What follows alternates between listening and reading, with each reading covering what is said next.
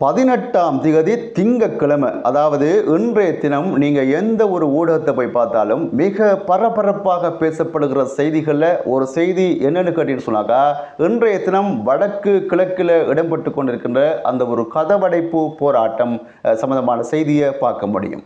சரி, இந்த ஒரு கதவடைப்பு போராட்டம் எந்த அளவுக்கு என்ன மாதிரி இடம்பெற்று கொண்டிருக்கின்ற விஷயங்களை பற்றி இந்த செய்தியில் பார்க்க இருக்கின்றோம். முதல்ல பார்க்கலாம், இந்த ஒரு கதவடைப்பு போராட்டத்தை யார் முன்னெடுக்கிறார்கள். தமிழரசு கட்சியின் பொதுச் செயலாளர் எம்.ஏ. சுமந்திரன் அவர்களால் முன்னெடுக்கப்படுகிற இந்த ஒரு கதவடைப்பு போராட்டம் எதற்காக முன்னெடுக்கப்படுகிறது? உங்களுக்கு தெரியும், கடந்த ஒரு சில நாட்களுக்கு முதல்ல முல்லைத்தீவில் ஒரு குளத்தில் இருந்து ஒரு இளம் குடும்பஸ்தர் சடலமாக மீட்கப்பட்டதை மையமாக வச்சு தான் இந்த ஒரு கதவடைப்பு போராட்டம் இடம்பெற்று கொண்டிருக்கின்றது. அவருடைய மரணத்துக்கு பின்னால் இராணுவம் இருப்பதாக சொல்லப்படுகிறது. இராணுவத்தினரால் அடித்து கொலை செய்யப்பட்டு குளத்தில் போட்டதாக சொல்லப்படுகிறது. இராணுவ முகாமுக்குள் அவர்கள் ஏன் சென்றார்கள், எதற்கு சென்றார்கள் என்ற கேள்விகள்லாம் ஒரு பக்கம் இருக்கட்டும். அங்கே இராணுவ முகாமில் இரும்புகள் களவாடப்பட்டதாக ஒரு செய்தி சொல்லப்படுகிறது.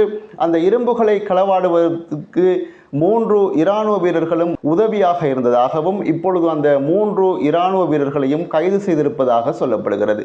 இதெல்லாம் ஒரு பக்கம் இருக்கட்டும். ஆனால் இந்த ஒரு கதவடைப்பு போராட்டம் முன்னெடுப்பதற்கான காரணம் இதுதான். இந்த ஒரு மரணம் தான் அதுக்கான காரணம். இந்த ஒரு கதவடைப்பு போராட்டத்தை முன்னெடுப்பதற்கு வர்த்தக சங்கங்களுடைய உதவி இந்த கிடைத்திருக்கா என்று கேட்டால் அது ஒரு கேள்விக்குறியாக காணப்படுகின்றது. இன்றைய தினம் பல கடைகள் திறக்கப்பட்டு வழமை போல் போக்குவரத்துகள் எல்லாம் இடம்பெற்று கொண்டிருப்பதாக சொல்லப்படுகிறது. ஒரு சில கடைகள் மாத்திரம் மூடப்பட்டு ஒரு சாதாரண நிலையில் இந்த ஒரு போராட்டம் இடம்பெற்று கொண்டிருப்பதாகவும் சொல்லப்படுகிறது. இதற்கான காரணம் தான் என்னென்று பார்த்துட்டு சொன்னாக்கா, வர்த்தக சங்கங்களுடன் சரியான ஒரு ஆலோசனையை எம்.ஏ. சுமந்திரன் அவர்கள் பெறவில்லை என்று சொல்லப்படுகிறது. அது மட்டும் இல்லாமல் ஒரு சில அரசியல்வாதிகளால் ஒரு சில கருத்துக்கள் முன்வைக்கப்பட்டிருக்கிறது. எப்படின்னு பார்த்து சொன்னாக்கா, இது ஒரு இனவாதமான ஒரு போராட்டம் என்று சொல்லப்படுகிறது. ஏற்கனவே சுமந்திரன் அவர்கள் இழந்த அவருடைய அந்த மெஜாரிட்டியை மீண்டும் பெறுவதற்காக இது ஒரு சூழ்ச்சிகரமான ஒரு போராட்டம் என்று ஒரு சில அரசியல்வாதிகளால் சொல்லப்படுகிறது. சரி, எது எப்படியோ இந்த ஒரு போராட்டம் வெற்றிகரமான முறையில் இடம்பெற்றுச்சான்னு கேட்டீங்கன்னு சொன்னாக்கா, இது மிக ஒரு கேள்விக்குறியாகவே காணப்படுகிறது. சரி, இந்த ஒரு செய்தி இன்றைய தினம் மிக பரபரப்பாக பேசப்பட்ட செய்திகளில் ஒரு செய்தியாக மாறிக்கொண்டிருக்கின்றது. சரி, இதோட இன்னும் ஒரு முக்கியமான செய்தியை பார்த்திருந்தேன். ஒரு மனிதாபிமானமற்ற 2 சகோதரர்கள், அதாவது 2 சகோதரர்கள் என்ன பண்ணுறாங்கன்னு சொன்னாக்கா, 8 நாய்களுக்கு நஞ்சு வச்சு கொண்டிருக்கிறாங்க. எங்கே நடந்திருக்கின்றாங்க? குருநேகல் சைட்டில் நடந்த ஒரு சம்பவம். இந்த குருநேகல் சைட்டில் 8 நாய்களில் 2 நாய்கள் கர்ப்பிணி நாய்களாம்.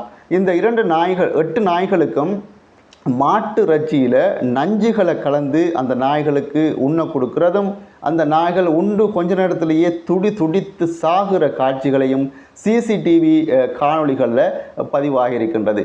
எதற்காக இந்த ஒரு இப்படியாப்பட்ட ஒரு செயலை செஞ்சிருக்காங்கன்னு சொன்னாக்கா, அவர்கள் ஏதோ மாடுகள் கொண்டு வரார்களாம். மாடுகள் கொண்டு வருகின்ற நேரத்தில் இந்த நாய்கள் குறைத்து அவர்களை துன்புறுத்துவதாக சொல்லப்படுகிறது. அதற்காக இந்த 8 நாய்களையும் நஞ்சு வச்சு கொண்டிருக்கிறார்கள். எப்படியாப்பட்ட மனிதாகம் என்று கொஞ்சம் சிந்திச்சு பாருங்கள். இது போன்ற செய்திகளை நீங்கள் தொடர்ச்சியாக பார்க்க விரும்பினால் எந்த ஒரு சேனலை சப்ஸ்கிரைப் பண்ணிவிட்டு வீடியோக்களை பாருங்கள். நான் போடுகின்ற அனைத்து வீடியோக்களும் உடனுக்குடன் உங்களுக்கு நோட்டிஃபிகேஷனாக வந்து சேரும் என்பதில் சந்தேகம் கிடையாது. இன்னும் ஒரு செய்தியோட உங்கள் அனைவரையும் சந்திக்கும் வரை விடைபெறும் நான் என்றும் உங்கள் அன்பின் தோழன் தாஜுதீன் ரைஸ். நன்றி.